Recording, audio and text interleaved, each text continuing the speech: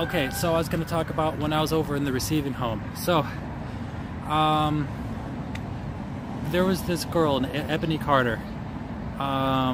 She was 14. She would run away from the shelter. It had an open door policy, and she would go out and she would meet with, like, you know, guys or whatever, grown men basically, and go have her fun, and then have them drop her off back at the children's shelter.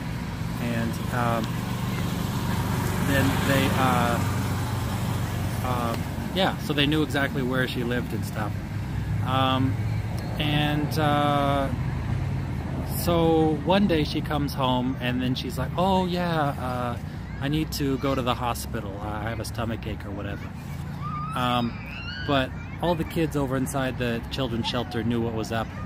And, you know, we all sussed out that she had been raped, you know, because you don't need to go to the hospital for a stomach ache. But she went over to the hospital, and then she was gone. We didn't see her again.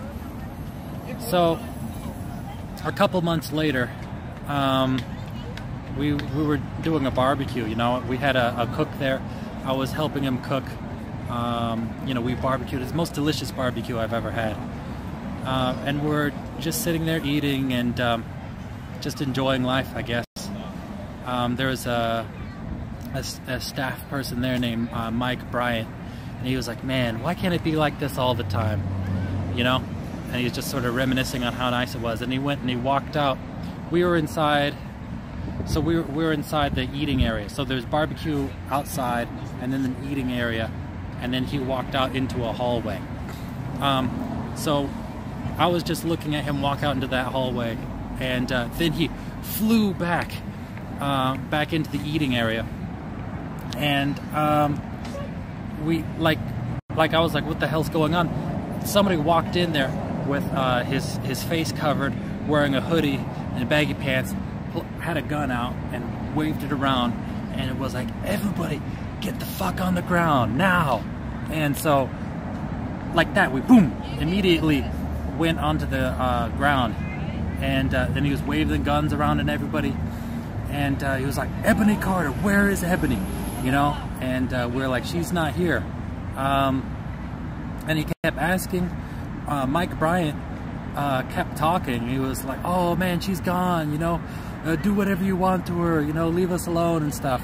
And he kept, the guy with the gun kept saying, like, shut your effing mouth now, you know, shut the F up. And Mike kept saying, like, man, I got a family, I'm a father, I got 2 children. And the guy with the gun went over and kicked him in the neck, and was telling him to shut the F up. And he just kept going, like, man, do whatever you want to, Ebony, leave us alone, we didn't do anything to you. And so, you know, the guy said, all right, get on your knees. And so Mike got on his knees, and the guy had his gun there, and he stepped back, and then he kicked him in the chest and had him on the ground. And you know, I thought he was gonna kill him, and maybe he thought he was too, but decided not to. So he was telling everybody, like, all right, everybody, like, count to 20. And then we're like, what? No, he's like, count to 20 real slow. So we're like, 1, and he's like, shut the fuck up, not till I say so. And he's like, all right, count now. And so we started counting, and he ran off, and he went into the shelter, and he was checking the back to see if there's anybody in the back. You know, he's still looking for Ebony. And so while he was doing that, one of the staff was going over and tapping on everybody's shoulder to get them to run out the back. And so he was tapping on everybody, and I was thinking, like, I'm gonna be the last one. I'm not gonna let people run after me or whatever. And I was one of the last ones, but as soon as he touched me, it was just like reflex. I was up and I was running, but I was either the last one or second to the last person, and we closed and locked the door behind us. And as we're running, like, I looked behind me, and the door, he was shaking the door. It was him there with the gun shaking the door, trying to get through as we're running. And the staff were freaking out. They're like, oh my God, God, what the fuck? What the fuck was that? What the fuck? Somebody fortunately had like a van that he could open the doors with you know, some buttons. So he wirelessly opened the door, so the door slid open to the van, and we all ran in there and got in there. And then so we were driving around, the staff were all paranoid. They're like, again, saying, what the fuck was that? They were actually called 911 while they were running to the car. And we were on hold for like 20 minutes. Meanwhile, the staff were paranoid. They're looking behind them, like, oh fuck, is he following us? And they were like taking a bunch of detours on their way over to the police station. They ended up getting through to the police by the time that we entered into the police station. So we went in there and we told everybody about what happened over there, and one of the kids said that he thought he knew who that person was. The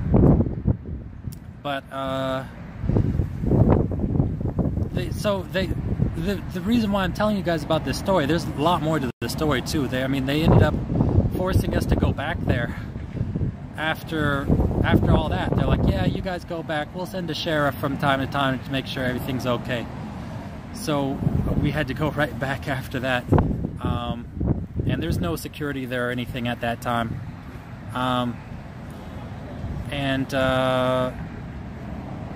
So then, what was I going to say? Oh yeah, then the next day after that, they moved us all. Oh wow, there's like a mouse out here. Wow, I just saw a wild mouse.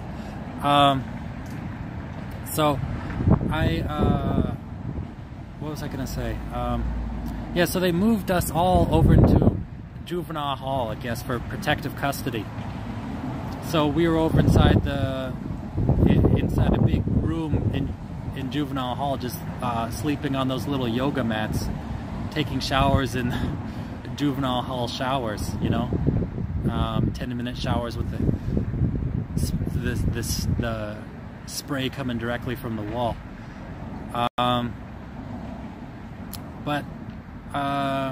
Anyways, it's sort of distracting from why I'm saying. The reason why I'm talking about that is because I was on antidepressants at the time, and I didn't have the same reaction that the other people had.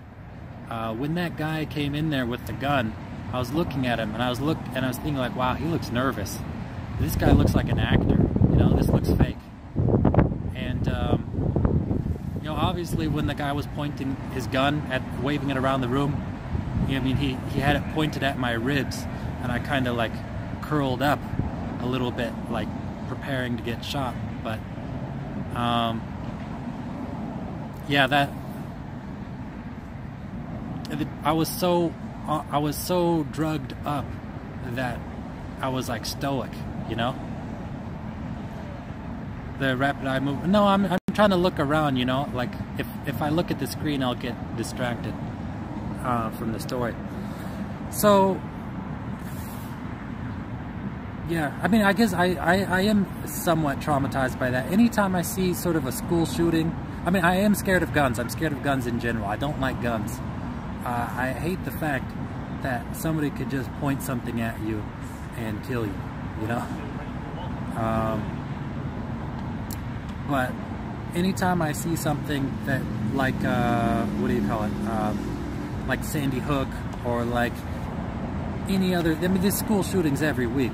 You know, there's always some new shooting. Anytime I see those things, especially when it's like a school setting or something like that with people who got killed, I think back and be like, wow, that almost was me, you know? We were held hostage at gunpoint by a rapist, you know? Like, there was a high chance that if we didn't escape, we would have been killed. But actually, the very first night that we were over inside juvenile hall, we heard boom, boom, boom, on like banging on the side of the room that we were in. Oh shit! We all fell on the ground. It was one of the staff. He just banged on one of the windows, and he just came in there laughing, and a pretty asshole thing to do, you know.